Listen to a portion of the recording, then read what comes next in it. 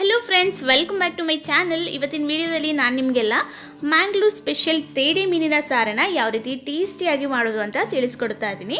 ಅದಕ್ಕೆ ನಾನಿಲ್ಲಿ 1.5 kg ತೇಡೆ ಮೀನನ್ನು ತಗೊಂಡಿದ್ದೀನಿ. ಇತ್ತೀಚೆಗಂತೂ ತೇಡೆ ಮೀನು ಸಾರು ಮಾಡ್ತಾನೆ ಇರ್ತೀವಿ, ಬಿಕಾಸ್ ಇದು ನನ್ನ ಫೇವ್ರೆಟ್ ಡಿಶ್ ಆಗಿಬಿಟ್ಟಿದೆ. ಮುಂಚೆ ಬೇರೆ ವಿಧಾನದಲ್ಲಿ ಮಾಡ್ತಾ ಇದ್ದೆ, ಅವಾಗೆಲ್ಲ ಅಷ್ಟು ಇಷ್ಟ ಆಗ್ತಾ ಇರಲಿಲ್ಲ.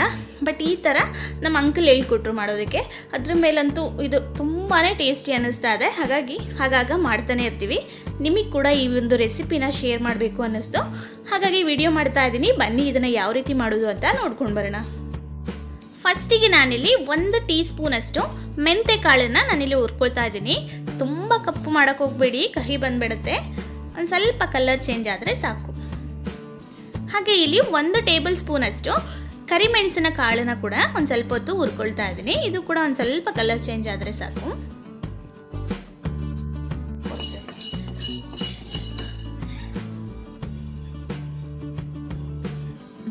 ನಂತರ ನಾನಿಲ್ಲಿ 1 ಟೀ ಸ್ಪೂನಷ್ಟು ಜೀರಿಗೆನ ಕೂಡ ಅದೇ ಪ್ಯಾನ್ಗೆ ಹಾಕ್ಕೊಂಡು ಫ್ರೈ ಮಾಡ್ಕೊಳ್ತಾ ಇದ್ದೀನಿ.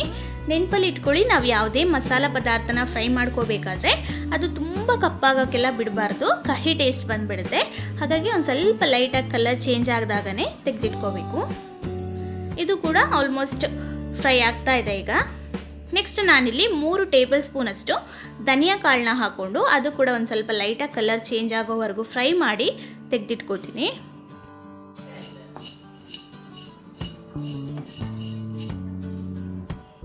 ಇಲ್ಲಿ ನಾನು ಒಂದು 20 ಬ್ಯಾಡಿಗೆ ಮೆಣಸನ್ನು ಕೂಡ ಅದೇ ಪ್ಯಾನ್ಗೆ ಹಾಕ್ಕೊಂಡು ಒಂದು ಸ್ವಲ್ಪ ಕಲರ್ ಎಲ್ಲ ಚೇಂಜ್ ಆಗೋವರೆಗೂ ಫ್ರೈ ಮಾಡ್ಕೊತೀನಿ.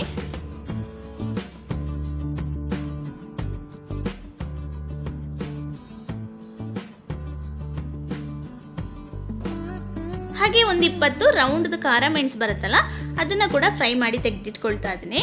ನಾವಿಲ್ಲಿ 1.5 kg ತೇಡೆ ಮೀನು ತಗೊಂಡಿರೋದ್ರಿಂದ ಅದಕ್ಕೆ ಗ್ರೇವಿ ಒಂದು ಸ್ವಲ್ಪ ಜಾಸ್ತಿನೇ ಬೇಕಾಗುತ್ತೆ. ಹಾಗಾಗಿ ಚಿಲ್ಲಿನೇ ಒಂದು ಸ್ವಲ್ಪ ಕ್ವಾಂಟಿಟಿ ಜಾಸ್ತಿ ಯೂಸ್ ಮಾಡ್ಕೊಳ್ತಾ ಇದ್ದೀನಿ. ನೀವೇನಾದರೂ 1 kg ಅರ್ಧ kg ಮೀನು ಮಾಡ್ತಾ ಇದ್ದೀವಿ ಅಂದರೆ ಕ್ವಾಂಟಿಟಿ ಕಡಿಮೆ ಮಾಡ್ಕೊಳ್ಳಿ. ಇದೇ ಥರ ಹುರಿದಿರೋ ಎಲ್ಲ ಐಟಮ್ಸ್ನ ನಾನಿಲ್ಲಿ ಒಂದು ಪ್ಲೇಟ್ಗೆ ಹಾಕಿಟ್ಕೊಂಡಿದ್ದೀನಿ. ನೆಕ್ಸ್ಟ್ ಇದಕ್ಕೆ ಒಂದು ದೊಡ್ಡ ಲಿಂಬೆ ಗಾತ್ರದ್ದು ಹುಣಸೆ ಹುಳಿನ ಹಾಕೊಳ್ತಾ ಇದ್ದೀನಿ. ಹಾಗೆ ಒಂದು ಅರ್ಧ ಈರುಳ್ಳಿನ ಕೂಡ ಹಾಕೊಳ್ಳೋಣ. ಒಂದು 7 ಎಸಳಷ್ಟು ಬೆಳ್ಳುಳ್ಳಿ. ಮೀನಾಗಿರೋದ್ರಿಂದ ಅದರ ಸ್ಮೆಲ್ ಇರುತ್ತೆ, ಹಾಗಾಗಿ ಒಂದು ಸ್ವಲ್ಪ ಜಾಸ್ತಿನೇ ಅರಿಶಿಣ ಪೌಡರ್ ಅಂದರೆ 1 ಟೀ ಸ್ಪೂನ್ ಸಾಕು. 1 ಟೀ ಸ್ಪೂನಷ್ಟು ಅರಿಶಿಣ ಪೌಡರ್ನೂ ಹಾಕ್ಕೊಂಡು ಒಂದು ಸ್ವಲ್ಪ ನೀರು ಹಾಕ್ಕೊಂಡು ಚೆನ್ನಾಗಿ ಗ್ರೈಂಡ್ ಮಾಡ್ಕೊಂಡು ಬರೋಣ. ಇಲ್ಲಿ ನಾನು ಒಂದು 6 ಖಾರ ಇರುವಂತಹ ಗ್ರೀನ್ ಚಿಲ್ಲಿ ಬರುತ್ತಲ್ಲ, ಅದನ್ನು ಉದ್ದುದ್ದಕ್ಕೆ ಕಟ್ ಮಾಡಿ ಇಟ್ಕೊಂಡಿದ್ದೀನಿ. ಹಾಗೆ ಒಂದು ಸ್ವಲ್ಪ ಶುಂಠಿನ ಕೂಡ ಜಜ್ಜಿ ತೆಗೆದಿಟ್ಕೊಂಡಿದ್ದೀನಿ. ಆವಾಗಲೇ ಒಂದು ಮೀಡಿಯಮ್ ಸೈಜ್ ಈರುಳ್ಳಿಲಿ ಅರ್ಧ ಗ್ರೈಂಡ್ ಮಾಡೋದಕ್ಕೆ ಯೂಸ್ ಮಾಡಿದ್ವಿ, ಇನ್ನು ಅರ್ಧನ ಈ ಥರ ಕಟ್ ಮಾಡಿ ತೆಗೆದಿಟ್ಕೊಂಡಿದ್ದೀನಿ. ಇವಾಗ ಗ್ರೈಂಡ್ ಮಾಡಿ ಇಟ್ಕೊಂಡಿರೋ ಮಸಾಲೆನೆಲ್ಲಾನು ನಾವು ಯಾವ ಪಾತ್ರೆಯಲ್ಲಿ ಸಾರು ಮಾಡ್ತೀವಿ ನೋಡಿ, ಆ ಪಾತ್ರೆಗೆ ಹಾಕೊಳ್ಳೋಣ.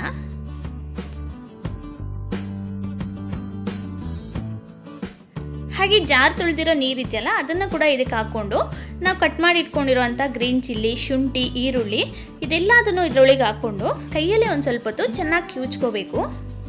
ಆ್ಯಕ್ಚುಲಿ ನಂದು ಹೀಟ್ ಬಾಡಿ ಗೈಸ್, ಸ್ವಲ್ಪ ಖಾರ ಮುಟ್ಟಿದ್ರೇ ತುಂಬ ಉರಿಯುತ್ತೆ. ಹಾಗಾಗಿ ನನ್ನ ತಮ್ಮ ಇಲ್ಲಿ ನನಗೆ ಹೆಲ್ಪ್ ಮಾಡ್ತಾ ಇದ್ದಾನೆ. ನಿಮಗೆ ಕೂಡ ಹಾಗೆ ಆದರೆ ಒಂದು ಕುಟಾಣಿ ಇರುತ್ತಲ್ಲ, ಅದರಲ್ಲಿ ಕುಟ್ಕೊಂಡು ಬೇಕಾದರೂ ಹಾಕೋಬೋದು. ಈ ಥರ ಕಿವುಚೋದ್ರಿಂದ ಈ ಶುಂಠಿ ಹಾಗೆ ಮೆಣಸೇನಿದೆ ಇದರಲ್ಲಿ ಇರೋ ಫ್ಲೇವರ್ ಎಲ್ಲ ಆ ಮಸಾಲೆಗೆ ಬಿಟ್ಕೊಂಡು ನಮ್ಮ ಸಾರು ತುಂಬಾ ಟೇಸ್ಟಿಯಾಗುತ್ತೆ. ಇವಾಗ ಇದಕ್ಕೆ ಒಂದು ಸ್ವಲ್ಪ ನೀರನ್ನು ಹಾಕ್ಕೊಂಡು ಕನ್ಸಿಸ್ಟೆನ್ಸಿನ ಸರಿ ಮಾಡ್ಕೊಳ್ತಾ ಇದ್ದೀನಿ.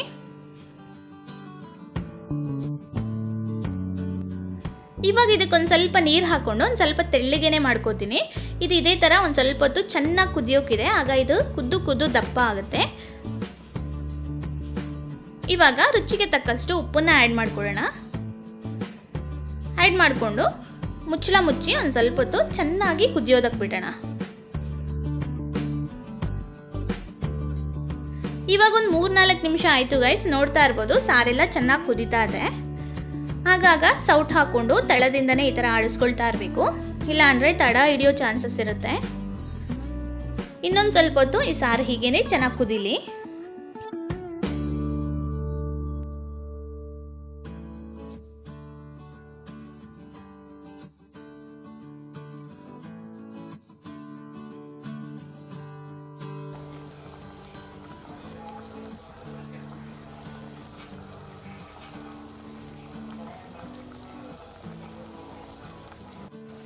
ಓಕೆ, ಇದು ಇವಾಗ ನೋಡ್ತಾ ಇರ್ಬೋದು ಕ್ವಾಂಟಿಟಿ ಎಷ್ಟಿದ್ದಿದೆ ಎಷ್ಟಾಗಿದೆ ಅಂತ.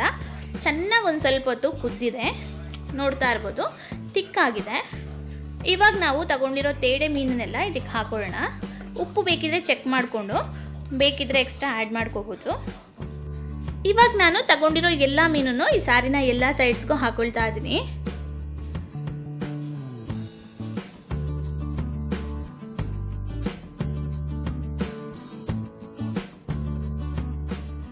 ಎಲ್ಲ ಮೀನು ಹಾಕೊಂಡಿದ ನಂತರ ಒಂದ್ಸರಿ ಸೌಟ್ ಹಾಕಿ ಚೆನ್ನಾಗಿ ತಿರುಗಿಸ್ಕೊಳ್ಳಿ. ಅದರಿಂದ ಮೇಲಿರೋ ಮೀನೆಲ್ಲ ಮಸಾಲೆ ಒಳಗೋಗಿ ಚೆನ್ನಾಗಿ ಮಸಾಲೆ ಎಲ್ಲ ಎಳ್ಕೋಬೇಕು.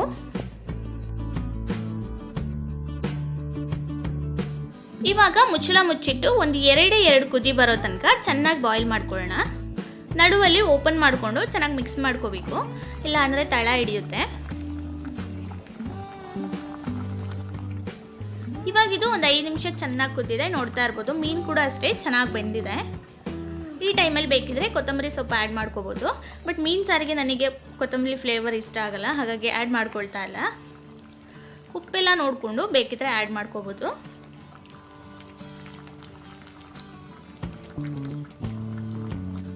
ಅಷ್ಟೇ ಫ್ರೆಂಡ್ಸ್, ಇವಾಗ ಫ್ಲೇಮ್ ಆಫ್ ಮಾಡ್ಕೊಂಡ್ರೆ ನಮ್ಮ ಮ್ಯಾಂಗ್ಳೂರ್ ಸ್ಪೆಷಲ್ ತೇಡೆ ಪುಳಿ ಮುಂಚಿ ಸವಿಯೋದಕ್ಕೆ ಸಿದ್ಧ ಆಗುತ್ತೆ. ನೋಡಿದ್ರಲ್ಲ ಎಷ್ಟು ಈಸಿ ಆಗಿತ್ತು ಅಂತ. ಟೇಸ್ಟ್ ಕೂಡ ಅಷ್ಟೇ, ನೋ ಡೌಟ್. ನೀವು ಕೂಡ ಟ್ರೈ ಮಾಡಿ, ಕಮೆಂಟ್ ಮಾಡಿ ಹೇಳಿ ಹೇಗೆ ಬಂದು ಅಂತ. ವಿಡಿಯೋ ಇಷ್ಟ ಆಗಿದ್ರೆ ಲೈಕ್ ಮಾಡಿ, ಶೇರ್ ಮಾಡಿ, ಸಬ್ಸ್ಕ್ರೈಬ್ ಮಾಡಿ. Thanks for watching. ಬಾಯ್.